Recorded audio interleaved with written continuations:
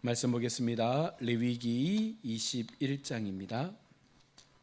레위기 21장 우리 1절에서 24절까지 말씀을 함께 보겠습니다. 레위기 21장 1절로 24절 말씀입니다. 한 절씩 교독하겠습니다. 여호와께서 모세에게 이르시되 아론의 자손 제사장들에게 말하여 이르라. 그의 백성 중에서 죽은 자를 만짐으로 말미암아 스스로를 더럽히지 말려니와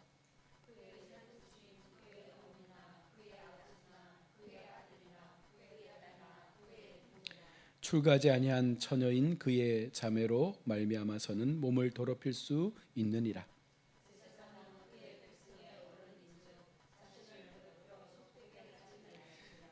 제사장들은 머리털을 깎아 대머리 같게 하지 말며 자기의 수염 양쪽을 깎지 말며 살을 베지 말고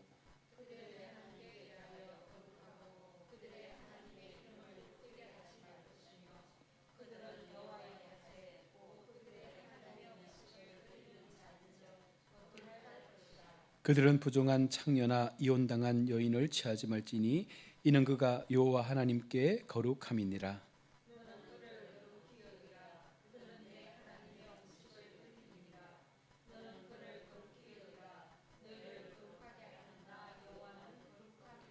어떤 제사장의 딸이든지 행음하여 자신을 속되게 하면 그의 아버지를 속되게 함이니 그를 불살을지니라.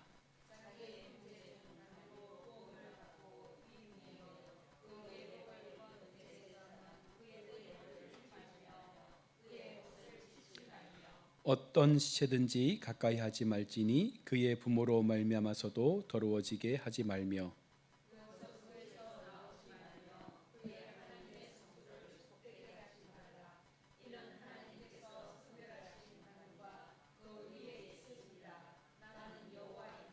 그는 처녀를 데려다가 아내를 삼을지니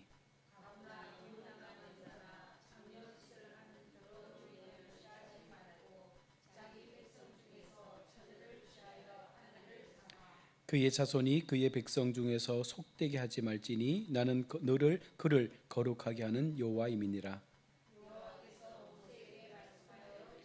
아론에게 말하여 이르라. 누구든지 너의 자손 중 대대로 육체에 흠이 있는 자는 그 하나님의 음식을 드리려고 가까이 오지 못할 것이니라.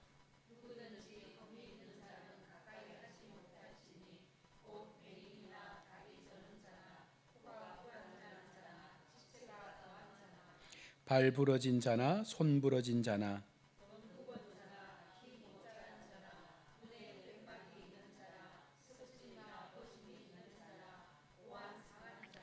제사장 아론의 자손 중에 흠이 있는 자는 나와 여호와께 화제를 드리지 못할지니 그는 흠이 있은즉 나와서 그의 하나님께 음식을 드리지 못하느니라.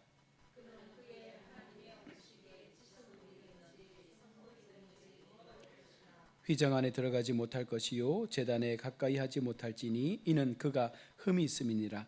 이와 같이 그가 내 성소를 더럽히지 못할 것은 나는 그들을 거룩하게 하는 여호와임이니라.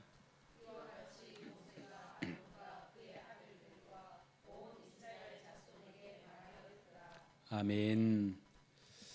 우리가 계속해서 레위기의 말씀을 살피고 있는데요. 사실은 이 레위기의 구약의 율법은 이 신약에서는 우리 가운데 잘 적용되지 않는 말씀이기도 합니다. 그러나 우리가 알아야 될 것은 무엇이냐면 이 레위기의 정신, 율법의 정신을 우리가 가지고 하나님 앞에 우리의 삶을 예배자로 세워가야 된다는 것입니다. 결국은 레위기가 말씀하고 있는 이 거룩이라는 부분을 우리가 신약으로 가지고 올 때 우리가 하나님 앞에 어떤 자세, 어떤 마음, 어떤 삶의 태도를 가지고 하나님을 향하여 섬길 것인가, 그 중심은 거룩하라라는 이 한 가지의 명령으로 완성되어지는 거예요. 그래서 우리가 오늘 본문에 읽었던 것처럼 이 본문은요, 제사장들이 일상생활에서 지켜야 될 규례들을 언급합니다. 그러면 우리가 제사장입니까? 우리는 신약에서 왕 같은 대제사장이라 분명히 말씀을 했습니다. 그러면 우리가 그 같은 관점을 가지고 구약에는 대제사장만이 하나님 앞에 예배하는 예배자로 세워졌다면 이제 신약에서는 모든 백성들이 예수의 이름 앞에서 다 예배자로 세워질 수가 있는 것이기에 우리가 그 같은 관점을 가지고 우리가 왕 같은 대제사장으로서 어떻게 이 레위기 율법을 우리의 삶에 적용할 것인가를 우리가 오늘 말씀을 통해서 살펴보아야 합니다. 지상들의 삶에서 성결이 우리가 행해야 되는 그 이유는 하나님께 대해서는 바로 사람을 대표하는 사람들이 대제사장이고 또한 사람에게 대해서는요 하나님을 대표하는 중재자가 바로 제사장들이기 때문에 그 같은 마음을 가지고 우리가 하나님 앞에 세워지는 거예요. 달리 말하면 우리가 성도라는 이름을 가지고 살아갑니다. 하나님을 믿는 믿음을 가지고 세상 가운데 살아갈 때 우리가 세상 앞에 어떻게 보여지는 거예요? 하나님을 증거하는 자로 보여지는 거예요. 또한 하나님 앞에서 어떤 자로 보여지는 거예요? 세상을 하나님께로 인도할 수 있는 자로 보여진다는 것입니다. 그 같은 관점에서 우리가 이 제사장의 규례를 우리의 삶에 가지고 와서 똑같이 적용하지 못한다 할지라도 그 정신은 우리가 믿음으로 감당을 해야 합니다. 21장은 크게 세 가지로 구분하고 있는데요. 먼저는 제사장의 장례식의 참석에 관한 규례를 1절로 12절에서 말씀하고 있고, 두 번째가 제사장의 결혼의 규례에 대한 규례가 13절에서 15절에 말씀합니다. 그리고 제사장의 신체 조건에 대한 규례를 16절로 24절까지 이제 말씀을 하고 있는데, 무엇을 말합니까? 제사장은 전혀 다른 삶을 살아야 된다. 이제 이것이 중심인 거예요. 우리가 하나님을 믿고자 하는 그 시점부터 우리의 삶의 태도와 방식은 전혀 달라야 된다는 것입니다.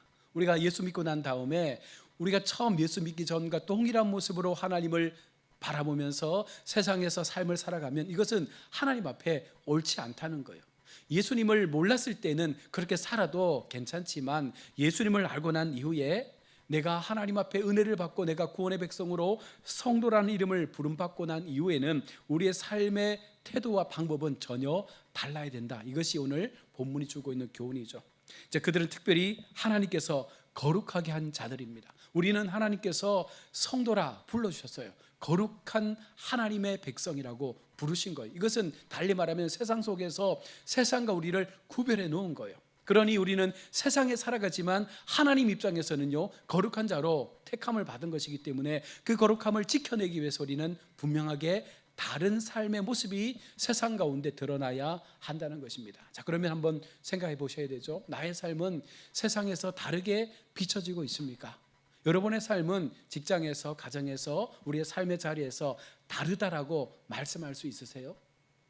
믿음을 갖고 살아가면서 하나님 앞에 예배하면서 내 마음 가운데 주신 그 믿음의 삶을 통해서 내가 정말 제사장직을 감당하면서 사명자로 세상에 살아갈 때 나는 세상 사람들이 나를 바라볼 때 야 정말 저 사람은 가야 읍교회를 다니더니 예수님을 믿더니 하나님 앞에 빠지더니 정말 다르구나, 정말 미쳤구나, 여러분 그런 소리를 들으며 살고 있느냐라는 거예요. 어떻습니까? 그렇습니까? 사실 우리가 세상 속에서 교회에서나 세상에서나 별반 우리의 삶의 모습이 크게 다르지 않다는 거예요. 예수 믿으면 많은 것을 포기해야 된다 늘 말씀하고, 예수 믿으면 분명 다르게 삶을 살아야 된다 늘 말씀을 듣고 살아가지만 막상 세상에 나가면 세상 사람들처럼 그냥 살아가고 그것이 우리가 살기에 편하기 때문에 그것을 선택할 때가 많다는 것입니다. 그러나 하나님은 그것을 원하지 않는 거예요. 거룩함의 삶이 무엇인가, 성결의 삶이 무엇인가, 전혀 다른 삶의 길을 우리가 걸어가는 것이 바로 거룩한 삶의 첫걸음이 되어짐을 말씀합니다. 그들은 특별히 하나님께서 거룩하게 하셨습니다. 우리를 하나님께서 거룩한 자로 구분하여 놓으신 거예요. 하나님이 그들을 거룩하게 하신 것은 왜 거룩하게 하셨습니까? 우리를 왜 거룩하게 구분하셔서 먼저 성도로 불러주셨을까요? 그것은 하나님의 거룩한 일을 맡기기 위해서 하신 거예요. 그러니 우리가 거룩해졌다면, 하나님의 백성이 되었다면, 제사장의 직분을 가지고 세상 가운데 다른 삶을 살아가기를 원한다면 우리의 삶 가운데 하나님께서 살아가신 그 비전의 삶이 세상하여서 보여져야 된다는 거예요. 그럼 우리가 할 수 있는 제사장의 삶, 하나님께서 말씀하시는 그 사명의 삶이 무엇인가 라고 물으면 그것은 다 다른 거예요. 목사에게 있는 삶이 다르고 여러분에게 있는 삶이 다른 거예요. 다만 그 삶이 내게 허락되어졌을 때 그것을 우리가 사명으로 받고 그 사명의 길을 감당하기 위해서 내가 선택하고 행하는 모든 그 시간 속에서 하나님 앞에 이 모든 것들을 영광스럽게 내어놓을 수 있는 우리의 선택이 필요하다는 것을 말씀하는 것입니다. 그래서 오늘 제사장들이 어떻게 살아야 되는가에 대한 부분들을 세 가지로 말씀하면서, 먼저는요, 시체에 대한 말씀이잖아요. 장례에서 시체를 가까이 하지 말고 시체를 만지지도 말고 그것을 절대적으로 허용하고 있지 않는 것이 하나님의 마음이에요. 무슨 말씀이냐면 그들은 하나님을 위해 거룩하게 구별된 사람들이기 때문에 절대로 이 시체와 가까이 할 수 없는 존재로 세움을 받았습니다. 그런 까닭에 그들을 거룩하게 여길 것을 하나님은 말씀하시면서 시체를 만지지 마라, 죽은 자에게 가까이 하지 마라, 이 말씀이 1절에 시작되고 있습니다. 죽은 자를 만짐으로 더럽히지 말지니라. 여러분, 시체는요 무엇을 말하는 거예요? 죽음을 말하는 거잖아요. 죽음은 하나님의 입장에서 무엇을 우리 가운데 교훈하는 것입니까? 죽음은 무엇으로부터 기인된 거예요? 우리가 성경적으로 따져보면 왜 우리에게 죽음이 옵니까?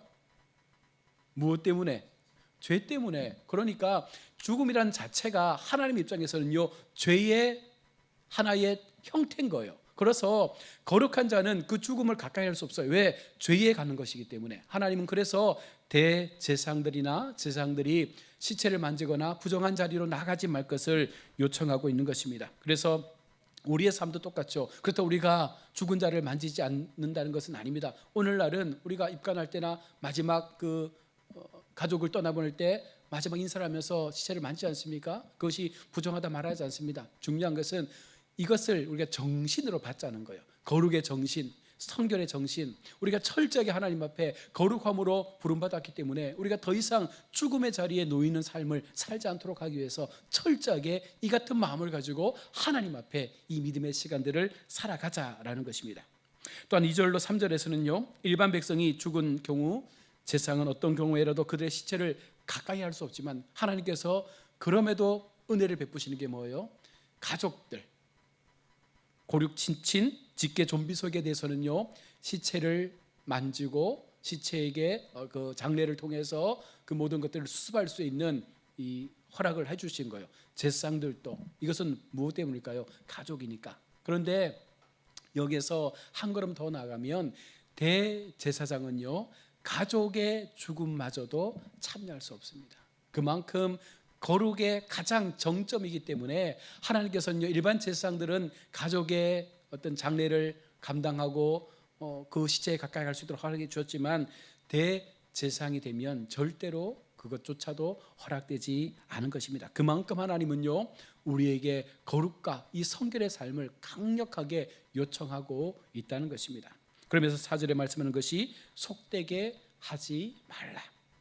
제사장들은요 백성의 어른이면서 또한 지도자로서 이 제사장의 삶이 그들의 삶의 모범이 되는 거예요.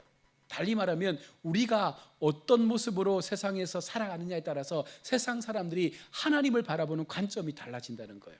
그렇지 않습니까? 처음 이 땅에 기독교가 들어오고 수많은 사람들이 기독교를 굉장히 높게 평가했던 이유 중에 하나가 무엇입니까? 철저한 희생과 섬김을 통해서 많은 사회적 공헌을 감당했기 때문에 교회라는 그 이름 자체, 목사라는 그 이름 자체가 굉장한 영향력을 가졌던 거예요. 그러나 세상이 부패해지고 세상이 병들어가면서 목사든 교회 장로님들이든 그 마음 가운데 죄가 들어오게 될 때 그 죄의 모습을 통해서 세상을 살아가다 보니 이제는 세상 사람들이 목사를 통해서 하나님을 보지 못하는 거예요. 교회 성도들을 통해서 하나님의 영광을 보지 못하는 거예요. 그러니 결국 그들의 삶에는요 무엇이 사라진 것입니까? 거룩함이 사라진 거예요. 하나님이 강력하게 요청하시는 거룩의 삶을 계속해서 반복적으로 말씀하시는데 우리가 세상에 살아가는 삶의 태도를 통해서 우리 속에 거룩의 삶이 보여지지 않으면 세상 사람들은요 하나님께로 돌아올 수 있는 모든 통로를 닫을 수밖에 없는 것입니다. 그래서 제사장들이 범죄하지 마라, 이것이 강력한 하나님의 요구이기도 한 것입니다. 또한 5절에서 명하신 내용은요 죽은 자를 위해 애통의 어떤 그 표시로 당시 이방 민족들이 많이 했던 그런 행동들을 따라하지 말라고 말씀하는 거예요. 우리 지난번도 말씀했지만 우리가 죽은 자를 애고가면서 머리를 깎고 몸에 문신을 하고 여러 가지 많은 이방인의 풍습을 그대로 가지고 와서 그 아픔을 나누려고 한다는 것입니다. 그러나 하나님은요, 절대로 제사장들은 그 길을 따르지 말라라고 말씀하는 거예요. 우리가 성경을 읽어보면 그런 경우 많이 보죠. 욥과 같은 경우도 그렇고요. 어떤 그 힘든 상황에 임하면 겉옷을 찢고 머리를 밀고 죄를 덮어쓰는 그런 모습들이 있지 않습니까? 이거 일반인들에게는 이것이 허용되어지지만 그러나 하나님께서 세우신 제사장들에게는요, 이것이 허용되지 않는 거예요. 왜? 이것은 이방인의 풍수로부터 왔기 때문에 그 문화를 가지고 하나님을 섬기는 제사장이 될 수는 없는 것입니다. 그래서 사실은 이 말씀은 제사장뿐만 아니라 일반 백성에게도 다 동일하게 적용되어지는 말씀이긴 하지만 특별히 제사장들에게는 더욱더 강력하게 요구되는 하나님의 말씀이었어요. 그래서 머리털을 깎아 대머리 같게 하지 말며, 여러분 이 말씀을 역사가 헤로도토스는 이렇게 말합니다. 고급 애굽 제사장들은요, 가까운 친척이 죽게 되면 머리를 밀고 그 죽음에 참여했던 그런 애통의 문화를 가지고 있었던 거예요. 그러니 이스라엘 백성들이 하나님 앞에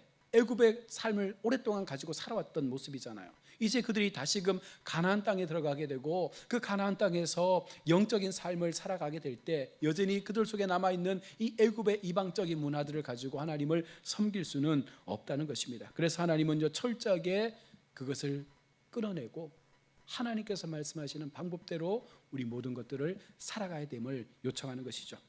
또한 6절에서는요, 거룩한 하나님의 성소에서 하나님의 일을 돌보아야 하는 제사장들은 특히 세속적이고 이방적인 모든 풍속으로부터 자신을 지켜야 된다. 그러니까 계속 말씀은 똑같은 반복이에요. 그렇죠? 우리가 제사장의 삶을 살아가면서 이 현 시대의 삶을 살아갈 때 우리에게 주신 이 말씀이 무엇입니까? 거룩하고 정결한 모습을 통해서 하나님 앞에 제사를 전심으로 드릴 수 있는 이 믿음의 모습이 보여져야 하나님께서 우리를 인정해 주시겠다 말씀하고 있는 것입니다. 단순하게 제사장이기 때문에 제사를 드려서 그 제사가 하나님 앞에 올려지는 것이 아니라 그 제사를 드려지는 그 제사의 과정보다 중요한 것은 그 제사를 드리기 전에 삶의 우리의 방식과 태도가 얼마나 하나님 앞에 거룩하고 성결한 삶으로 그 삶을 지켰느냐에 따라서 하나님은 그들이 드리는 제사를 받으시겠다 말씀하는 것이죠. 달리 말하면 우리가 오늘 수요일도 예배하고 또 주일도 예배하는데 이 예배에 올라오기 전에 우리가 세상에서 어떤 삶을 살고 어떤 모습으로 하나님 앞에 그 믿음의 시간들을 살아냈느냐에 따라서 오늘 드려지는 이 예배가 하나님 앞에 거룩함으로 올려지게 된다는 거예요. 좀 쉽게 표현하면 세상에서 똑같이 그냥 막무가내로 막 살다가 이제 수요일 예배가 되었으니까 하나님께 올라와서 내가 주님을 예배합니다, 오늘 이 시간 거룩하게 앉아 있어서 기도하고 내 죄를 막 자복하고 여러 가지 많은 영적인 마음을 가지고 하나님 앞에 간구한다 할지라도 하나님은요, 그 시간에 집중하지 않는 거예요. 우리의 삶의 모든 시간들을 연결해서 오늘 이 한 시간이 주님 앞에 중요한 시간으로 올려질 수 있는가를 요청하고 있다는 것입니다. 그러니 우리가 늘 말씀하는 것처럼 모든 삶이 예배가 되어야 된다 말하잖아요. 우리의 모든 그 삶의 시간들이 예배와 같은 삶을 통해서 하나님 앞에 거룩하기를 원하고 성결하기를 원하고 구별되기를 원하고 날마다 주님 앞에 온전한 삶을 통해서 우리의 믿음의 행동들이 세상 가운데 정말 다르게 보여질 수 있는 그와 같은 삶이 나타나기를 하나님은 우리 가운데 요청하고 있는 것입니다. 또한 7절에서는요, 제사장들이 하나님께 특별히 구별받아서 하나님의 일을 돌보는 자답게 결혼을 할 때에도 어떻게 결혼해야 되는가, 그것마저도 하나님은 간섭하고 계시는데 어떻게 말씀합니까? 제사장이 흠이 없는 처녀와 결혼하는 것은 신약시대에 무엇을 우리가 말하냐면 우리가 신약에 그리스도의 신부라고 말씀하지 않습니까? 그런데 신부가 흠이 있으면 그리스도의 신부가 될 수가 없는 거예요. 여기서 말하는 흠이 무엇입니까? 세상 속에 여전히 남아있는 죄의 습성을 가지고 주님 앞에 나오면 안 된다는 거예요. 이 구약의 제사장의 신부가 되는 사람들도 정결해야 됩니다. 처녀의 성을 가지고 있어야 됩니다. 이혼하거나 또 창녀이거나 이런 것들이 결단코 허용되지 않는 거예요. 순전한 모습을 가지고 전심으로 하나님 앞에 깨끗함을 가지고 세워진 자가 제사장의 결혼 상대가 되었던 것처럼 오늘 우리가 하나님 앞에 그리스도의 신부의 삶을 살아갈 때에 우리는 정결한 신부의 모습을 가지고 있습니까? 우리 호세아 말씀을 봤잖아요. 하나님 앞에 부름받고 은혜를 받고 긍휼을 통해서 계속해서 하나님께서 불러주시는데 여전히 우리의 삶은 세상의 좋은 것들을 쫓아 나가는 거예요. 하나님께서는 늘 우리를 기다려주시고 용서해주시고 돈을 주고 다시 사오시는데 여전히 우리는 또 세상에 돌아가서 세상의 삶에 빠져서 하나님을 배반하고 간음의 죄에 늘 머물러 있더라는 것이죠. 우리가 단순하게 뭐 다른 남자를 좋아한다 이런 어떤 외형적인 간음이 아니라 영적인 간음, 내가 진실로 좋아하는 것이 무엇인가, 내가 정말 하나님 앞에 정말 좋아하면서 내가 주님 앞에 고백하는 나의 진짜 믿음이 무엇인가, 여러분 그것을 하나님께서 보고 싶다는 거예요. 그러니 주님을 예배하는 우리의 마음 가운데 진짜 마음이 있습니까? 내 마음 가운데 진짜 하나님을 사랑하는 간절한 마음이 있습니까? 하나님을 향하여 내가 진정한 주님의 신부로서 내 세상의 모든 가치를 다 벗어버리고 이제는 하나님을 향하여 그 믿음의 시간들을 열심히 살아가겠습니다. 여러분 그 마음 가지고 정말 하나님 앞에 나의 시간과 나의 열정과 나의 모든 물질과 나의 모든 건강마저라도 하나님을 위해서 내가 드릴 수 있습니다라는 그 믿음이 우리 속에 있는가를 하나님께서 오늘 물으시는 거예요. 여러분 어떻습니까? 우리는 그 거룩함을 가지고 순결한 신부로서 예수님의 그 자리에 참여하기를 원하십니까? 8절의 말씀을 보십시오. 너는 그를 거룩하게 여기라. 원문의 뜻은 너는 그를 매우 거룩한 자로 여기라 라는 말씀으로 해석됩니다. 이 말은 제사장들이 거룩하신 하나님께 특별히 구별받아 그 일을 하는 자들이기 때문에 그들을 존경해야 된다는 것입니다. 결국은 이 말은 우리가 존경받을 만한 모습으로 우리가 우리의 믿음의 모습들을 세상 가운데 드러내야 된다는 거예요. 우리는 늘 교회 속에 이런 모습이 있는 것 같아요. 목사니까 사람들이 좀 높여주길 원하고, 우리가 장로니까 좀 다른 사람들보다는 좀 인정받기를 원하고, 그러면서 우리의 어떤 그 기득권, 우리의 어떤 그런 직분에 대해서 그것을 계급으로 여기면 안 된다는 거예요. 권위는 어떻게 나는 거예요? 내가 만드는 게 아닙니다. 나를 둘러싼 사람들이 나를 권위 있는 자로 인정해 줄 때 그것이 진짜 권위가 되는 거예요. 그냥 내가 거룩하다, 내가 목사다, 내가 장로다, 내가 교회의 지도자다, 그러니 너희는 나를 거룩한 자로 여기고 따라라. 여러분 이것은 사실은 독재잖아요. 이것은 있을 수 없는 거예요. 온 성도들이 한결같은 마음을 가지고 지도자를 향해서 그 마음의 존경심을 가질 수 있도록 행동하고 보여주고 표현해서 그것이 드러나게 될 때 그 진정한 존경심의 표현이 진짜 거룩한 것이지, 여러분 만들어내는 것은 결단코 오래가지 못한 것입니다.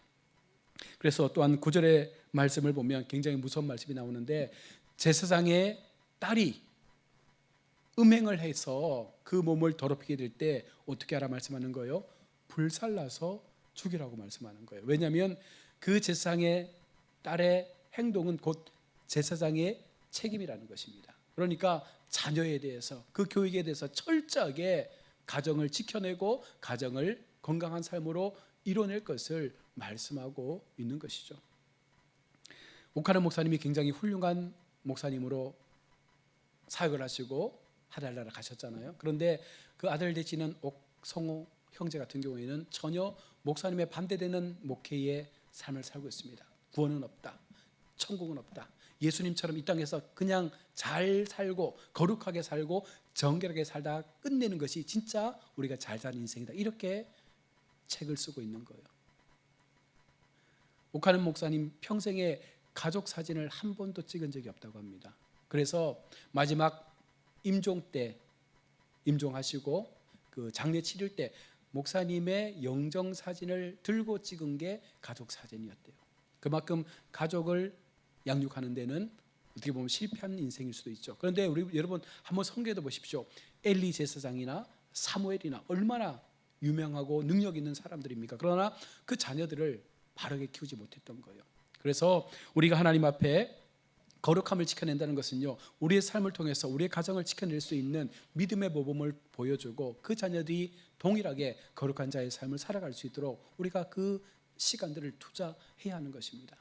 자녀의 신앙적 책임은 누가 지는 거예요? 부모가 지는 거예요.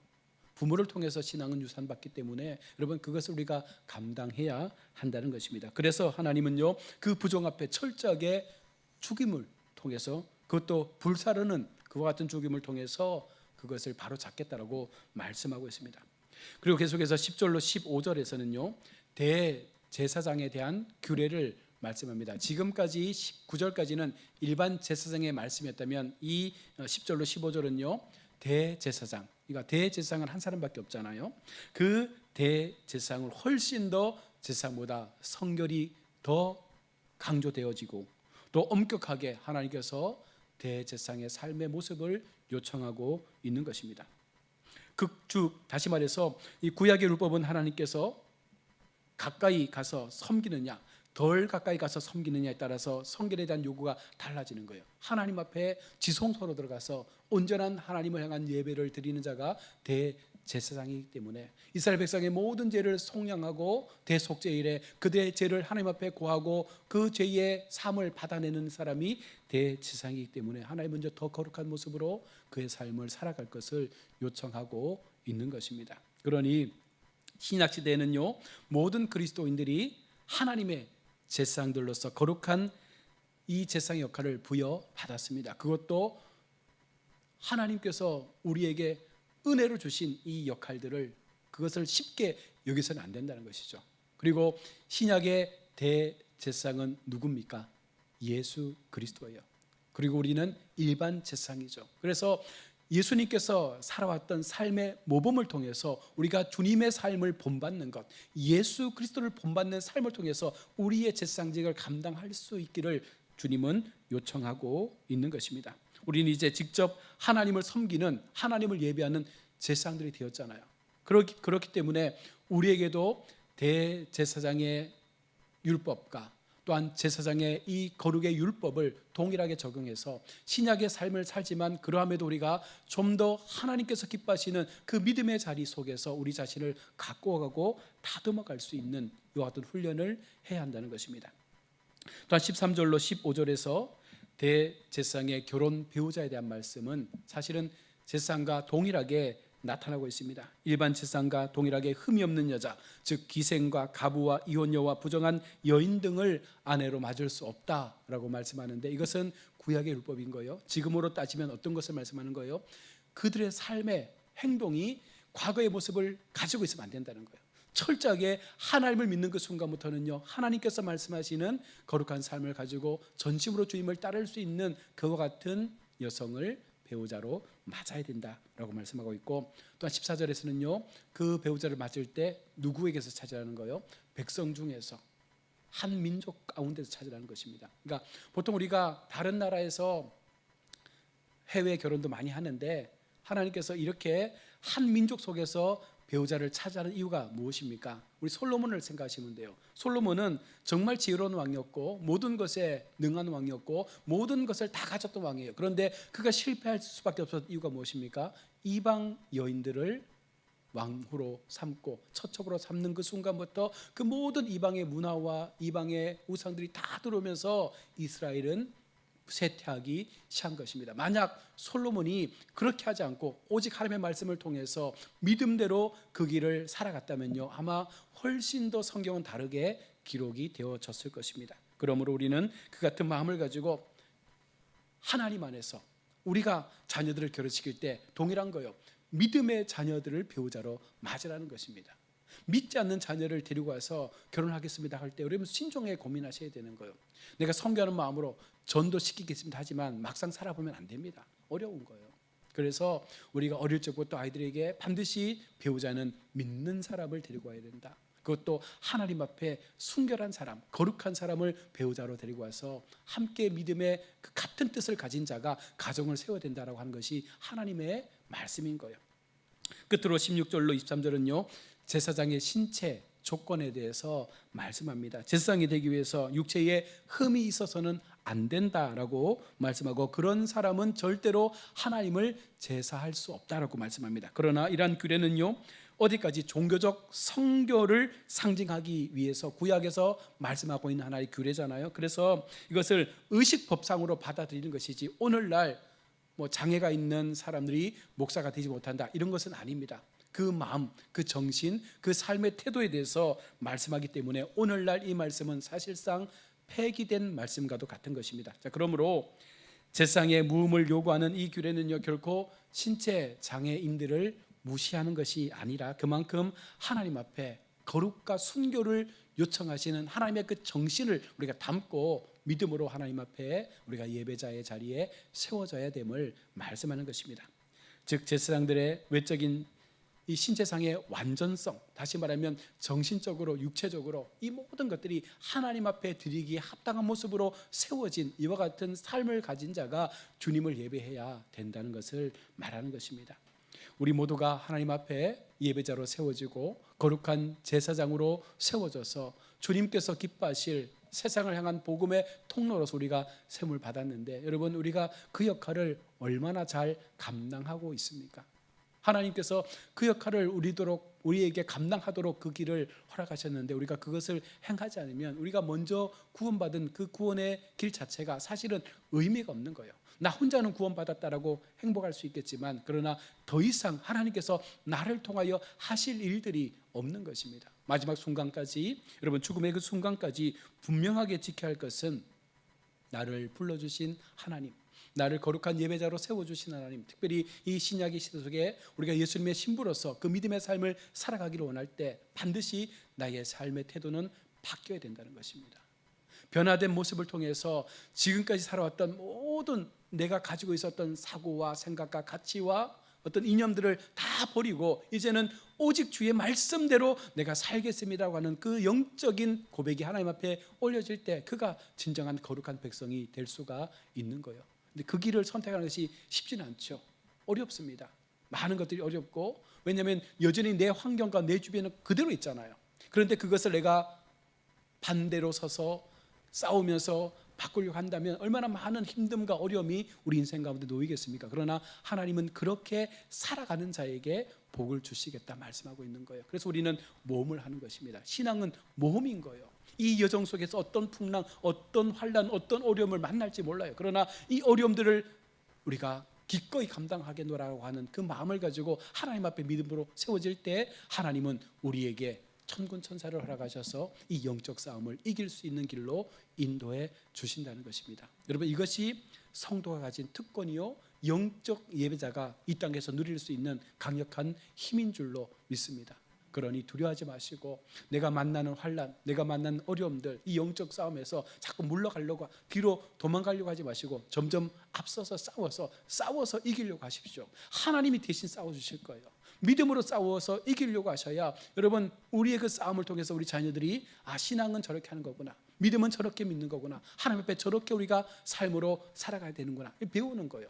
그 모습을 통해서 우리가 더 강력한 가정, 교회를 세워 정말 하나님 앞에 이 나라가, 이 민족이 거룩함으로 회복될 수 있는 그 모든 역할을 우리가 함께 감당할 수 있기를 원합니다. 아멘. 기도하겠습니다.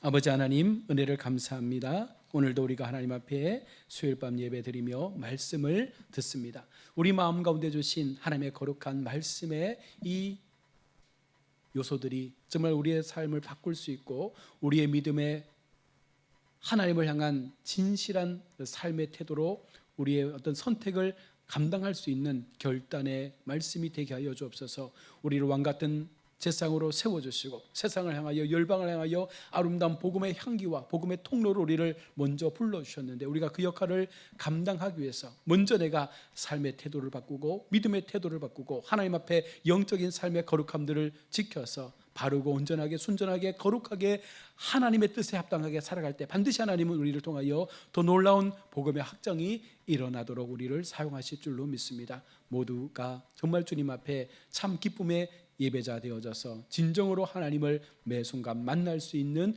은혜의 역사를 주님 허락하여 주시옵소서. 감사드리며 거룩하신 예수님의 이름으로 기도드립니다. 아멘. 주기도문으로